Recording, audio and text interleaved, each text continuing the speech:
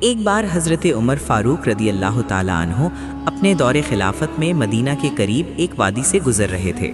وہ ہمیشہ لوگوں کے حالات جاننے کے لیے خود بھیس بدل کر نکلتے تھے۔ راستے میں ایک چرواہا بکریاں چرا رہا تھا۔ حضرت عمر رضی اللہ تعالیٰ عنہ نے اس سے پوچھا، کیا یہ بکریاں بیچتے ہو؟ چرواہے نے کہا، نہیں جناب، یہ میرے مالک کی ہیں، میں صرف ان کی حفاظت کرتا ہوں۔ حضرت عمر رضی اللہ تعالیٰ عنہ نے اس کی امانت داری کو جانچنے کے لیے کہا، اگر تم ایک بکری مجھے بیچ دو تو تمہارے مالک کو کیا خبر ہوگی؟ کہہ دینا ایک بھیڑیا کھا گیا تھا۔ چرواہا فوراً کانپ گیا اور بولا، نہیں، میں ایسا کبھی نہیں کر سکتا، کیونکہ مالک تو شاید نہ دیکھے لیکن اللہ تو دیکھ رہا ہے۔ حضرت عمر رضی اللہ تعالیٰ عنہ کی آنکھوں میں آنسو آ گئے۔ انہوں نے چرواہے سے کہا، جا، تم سچے ہو، میں تمہارے مالک سے بات کر کے تمہیں آزاد کرواؤں گا۔